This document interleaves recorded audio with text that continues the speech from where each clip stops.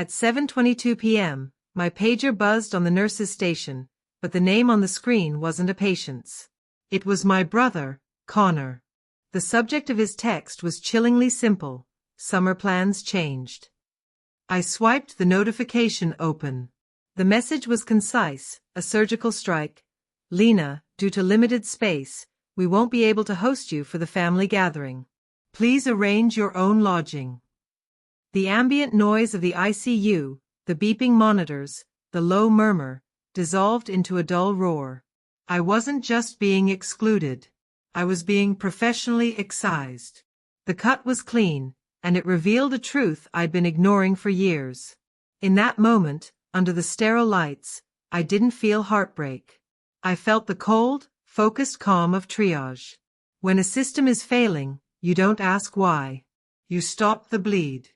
Have you ever felt like a stranger in your own history? I didn't react. In trauma, emotion is a luxury you can't afford. I sat on the worn stool, the vinyl sighing beneath me, and opened a different app. Not my messages. My banking portal. My thumb found the scheduled payments. There it was, queued for the first of the month, as it had been for the past 6 years.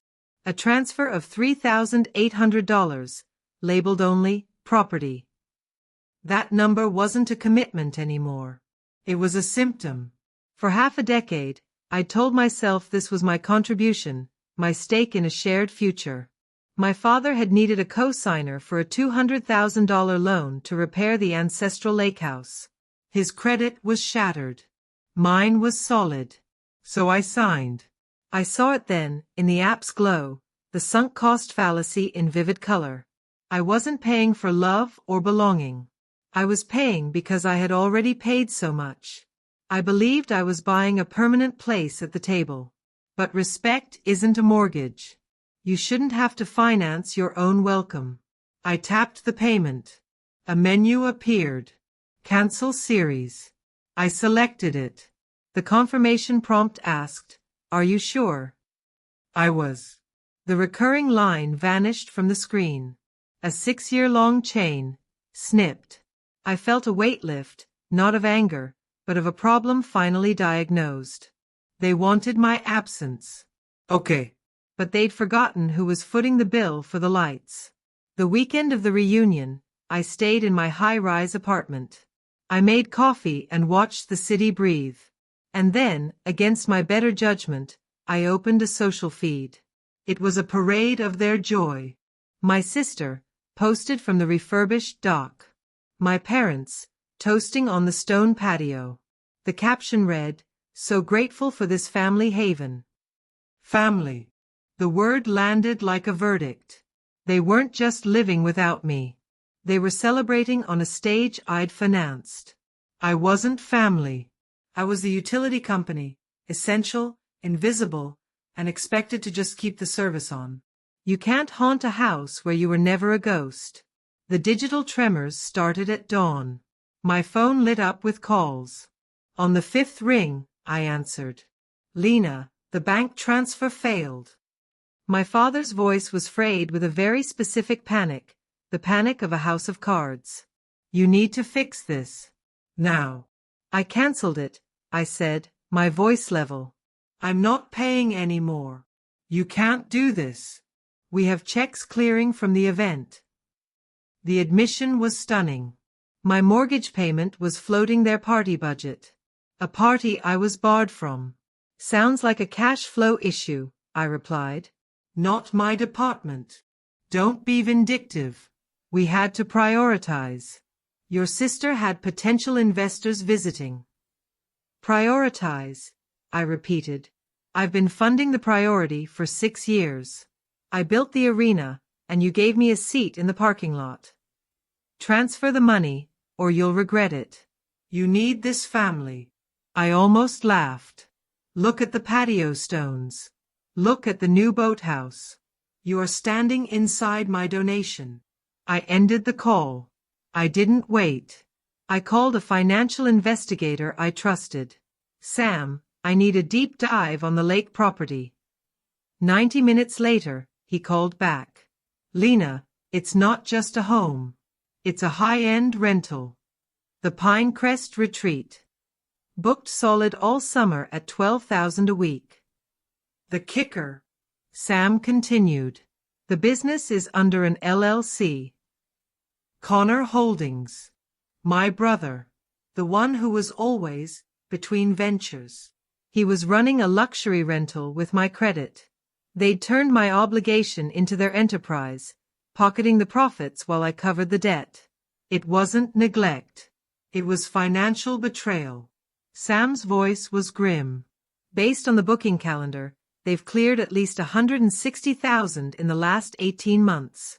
And Lena, none of that income shows on the property tax records. It's not being used to pay down your loan principal. It's pure, undeclared profit. The room seemed to tilt. It was one thing to be used. It was another to be monetized. I was less a daughter and more a silent, unwilling venture capitalist in a business that excluded me from the shareholder meetings. Send me everything, I said, my voice steady only from years of delivering bad news to families. Screenshots, booking confirmations, the LLC registration. Every shred. Morgan, Sam said, his tone dropping. If you use this is fraud. Tax evasion at a minimum. You could put your brother in a very serious position. I looked out my window at the city, a grid of lights and order. I thought of the text. Please arrange your own lodging. He arranged his own position, I said. I'm just reading the report. The anger arrived then. Not a hot, rushing rage, but a deep, glacial cold. It started in my core and spread outwards, steadying my hands, clearing my mind. They were drinking wine on a deck I paid for. They were sleeping under a roof I insured. They were celebrating a legacy that was currently being subsidized by my 12-hour shifts in the trauma unit. I wasn't a family member to them. I was infrastructure. I was the plumbing, the wiring, the foundation, essential, but meant to be hidden behind the drywall. The silence in my apartment felt different now. It wasn't lonely. It was pregnant with potential. They thought they had erased me. They thought they could ghost me in my own financial life. But ghosts have a way of haunting the places they are denied rest. And I was about to become the most terrifying kind of ghost, the one who holds the deed, the proof, I drove and a north. very cold sense of justice. The city faded into suburbs, suburbs into highways, highways into the rugged pine-lined roads of coastal Maine. 4 hours of silence, no radio, no podcasts, just the hum of the engine and the rehearsal of what I was about to do. This wasn't a confrontation born of hot emotion, it was a procedure. I had the diagnosis, systemic exploitation. I had the treatment plan, cease all funding and secure the asset. Now, I just had to administer it. I arrived at the estate just as the sun was beginning to dip, casting long, dramatic shadows across the freshly graveled driveway, another upgrade my monthly transfers had funded. There were 3 cars parked haphazardly. My father's aging SUV, my mother's sedan, and Jared's sleek, new convertible. The convertible I knew he couldn't afford on his own. I didn't park in the guest spot. I parked right in front of the garage, blocking them all in. A physical statement of intent. I walked up the stone path I had paid to have relaid 2 summers ago. The front door was solid oak, imposing. I reached into my pocket and pulled out my key. I wondered briefly if they had changed the locks, but arrogance is often lazy. They hadn't. The lock clicked with a satisfying solidity. The door swung open into the great room. The house smelled of stale wine, expensive candles, and underlying tension. They were all there, lounging on the custom leather sectional as if posing for a catalogue of a life I financed. Connor was scrolling on his phone, laughing at something. My mother was flipping through a design magazine. My father was pouring a generous whiskey at the wet bar. They froze as one. The silence that fell over the room wasn't awkward. It was heavy, like the air before a storm. Lena, my mother said, standing up and clutching her magazine to her chest like a shield. What are you doing here? How did you get in? I have a key, I said, my voice flat, stepping fully inside. It's my house. It's not your house, Connor sneered, not bothering to stand. You just co-signed. That doesn't make you the owner. And you weren't invited. Actually, I said, walking calmly to the massive reclaimed wood coffee table, it makes me the primary financial guarantor. I dropped a thick manila folder onto the glass surface. The sound was sharp, final, like a gavel strike. And since the automatic mortgage payment failed yesterday because I canceled it, and since you've defaulted on the terms of the loan by running an unregistered commercial enterprise on this residential property. I paused, letting the legal weight of the words settle in the stunned air. I am exercising my right to secure the asset. My father slammed his glass down on the bar. Whiskey sloshed over the side. Commercial enterprise? What in God's name are you talking about?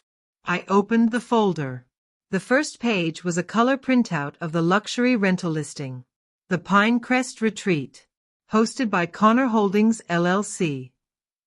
I laid it down so they could all see. $160,000 in revenue last year and a half, I said, looking directly at my brother. His face, smirking just moments before, went ashen. Not a dime of which went to the mortgage, I guarantee. Not a dime of which was declared to me. That's just a side thing. Connor stammered, finally putting his phone down. A way to help cover expenses. You have no idea the costs of upkeep. You didn't help with expenses, Connor, I corrected, my voice still terrifyingly calm. You profited from my liability. You used my credit and my monthly payments to build a business. That's fraud. This is a family home, my father shouted, his face flushing a dangerous shade of crimson. You are trying to steal it from under us. This is betrayal. I'm not stealing it, I said, meeting his gaze without blinking.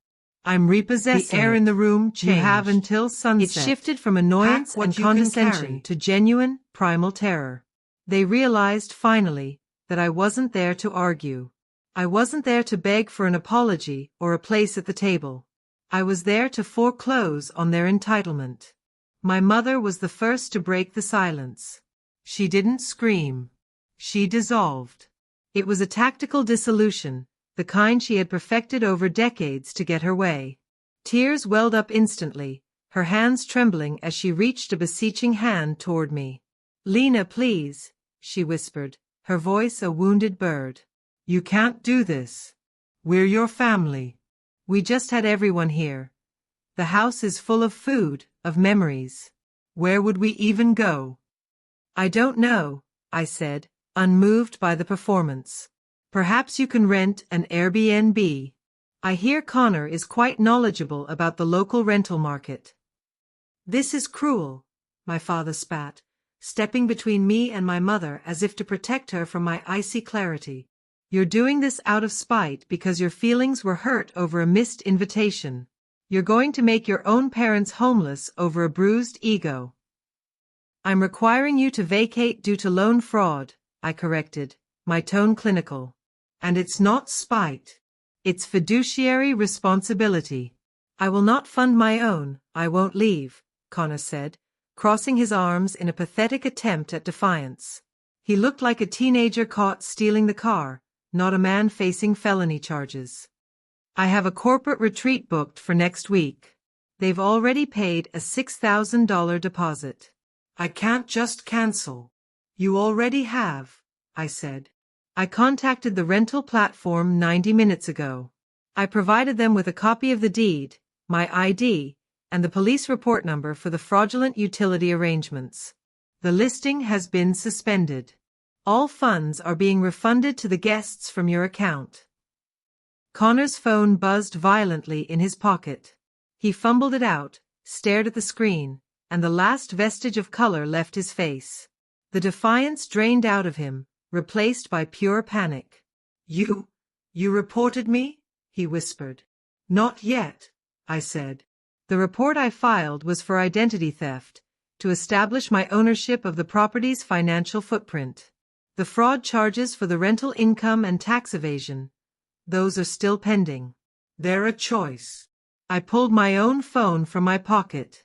I navigated to a contact, placed the phone on the coffee table next to the damning folder, and hit the speaker button. It rang once. A crisp, professional female voice filled the room. This is Catherine. Catherine, it's Lena. I'm here with the occupants. They are refusing to vacate the premises voluntarily. I see, Catherine replied, her tone devoid of all warmth. Please inform them that if they do not vacate within the hour, we will proceed immediately with filing criminal charges against Connor Holdings LLC for wire fraud, bank fraud, and grand larceny. Given the amount in question exceeds $150,000, we are looking at a mandatory minimum sentence of 8 to 10 years in federal prison. We will also be naming Brian and Susan as accessories to the crime, as they knowingly resided at and facilitated an illegal commercial enterprise on a property for which they are not the financial responsible parties. The room went dead silent. The only sounds were the hum of the Sub-Zero refrigerator and the distant cry of a gull. 10 years. My mother gasped, her tactical tears now real ones of shock. She looked from Connor's shattered expression to my father's frozen rage. Brian, do something. My father looked at me. He was searching my face, desperately trying to find the daughter who used to seek his approval, the girl who would bend over backwards for a scrap of praise. He didn't find her. All he found was a creditor. A very calm, very prepared, and very done creditor. Start packing, he said, his voice hollow, defeated. Dad! Connor protested, a last, weak stand. Start packing the seer, my father roared, the veins in his neck bulging. He turned his fury on Connor. Do you want to go to prison? Because she'll do it. Look at her. She'll absolutely do it. It took them 40 minutes. I stood by the grand stone fireplace, watching. I didn't help. I didn't hinder. I just witnessed. It was a chaotic, humiliating retreat. They threw clothes into suitcases and garbage bags. They grabbed the expensive wine from the rack. They loaded the leftover gourmet catering trays into coolers. My mother sobbed quietly the whole time. Connor moved like a ghost, shell-shocked. My father's movements were stiff, furious. Exclusion any longer. When the last bag was shoved into the overcrowded trunk of his SUV, he turned and walked back to where I stood on the porch. The evening wind was whipping his hair, making him look smaller, older, stripped of his illusion of power. He stopped a few feet away, his eyes boring into mine. You've destroyed this family, he said, the words meant to be a final, crushing condemnation. I held his gaze, feeling nothing but the clean, cold air. No, I replied, my voice clear and steady. I just stopped subsidizing it. I stepped back, took the heavy oak door in my hand, and closed it firmly between us. I turned the deadbolt. The solid metallic click echoed through the now empty foyer. It was the loudest, most definitive sound I had ever heard. And to my ears, it sounded exactly like freedom. The silence after they left was absolute. The house, usually filled with the noisy theater of their entitlement, was now just a beautiful, empty shell of wood, stone, and glass.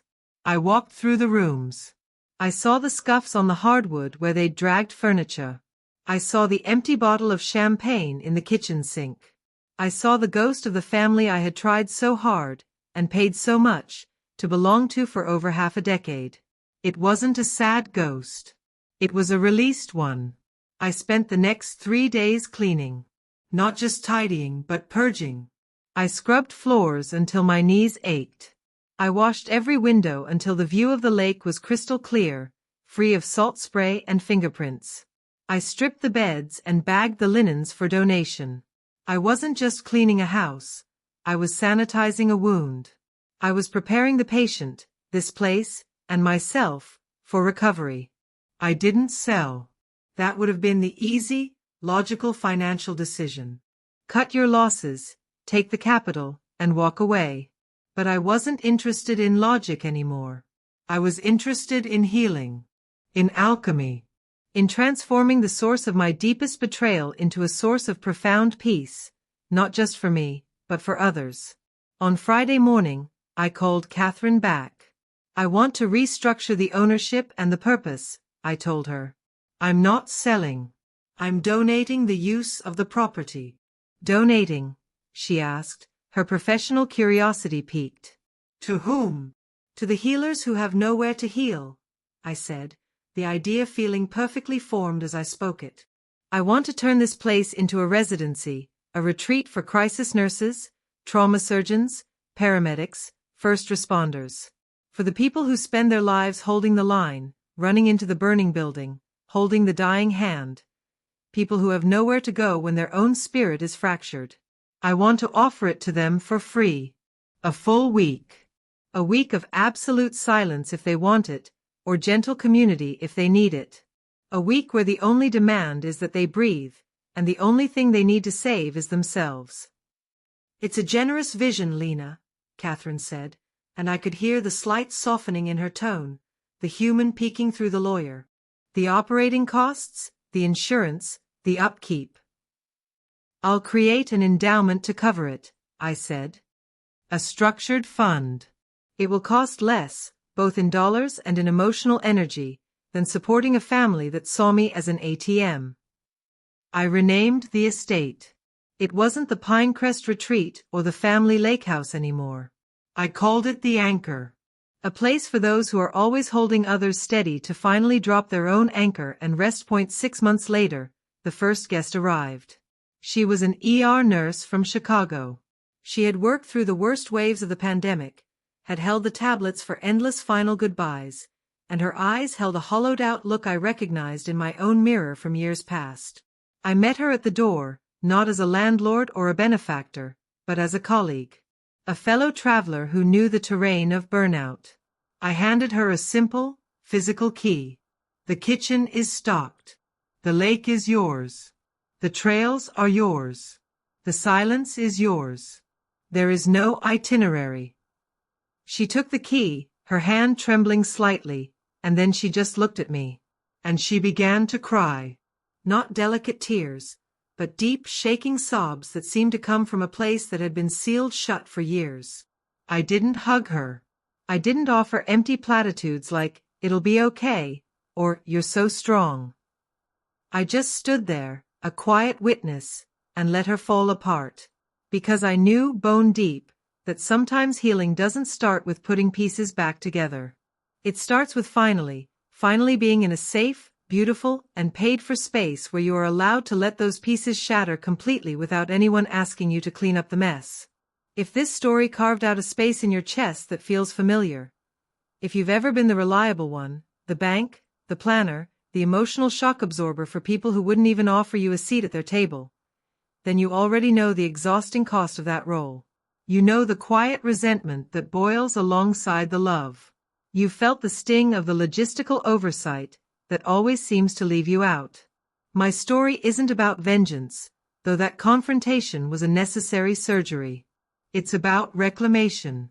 It's about auditing the emotional and financial ledgers of your life and having the courage to cancel the subscriptions that are draining you without giving anything back. It's about realizing that the most powerful family you can build is the one you choose, bound not by obligation or guilt, but by mutual respect and support. I share this with you on Winds of Thought because these are the gales we must navigate, the storms of family expectation, the icy winds of betrayal, and the quiet, steady breeze of learning to choose yourself. This channel is a space to chart that course. If this resonated with you, if it made you think of a relationship where you're pouring into a bottomless cup, I need you to do 2 things right now. First, click the like button. It's the simplest way to tell me, I needed to hear this. And it tells YouTube this message is worth sharing with others who are on a similar journey. Second, and most importantly, subscribe to Winds of Thought. Hit that button and ring the notification bell. Because this is just one story. Every week, we dive deep into narratives and insights about setting unshakable boundaries, rebuilding self-trust, and transforming personal pain into purposeful strength. You don't have to navigate these winds alone. Let's learn how to sail them, together. Subscribe to Winds of Thought now. Your future, more empowered self is waiting.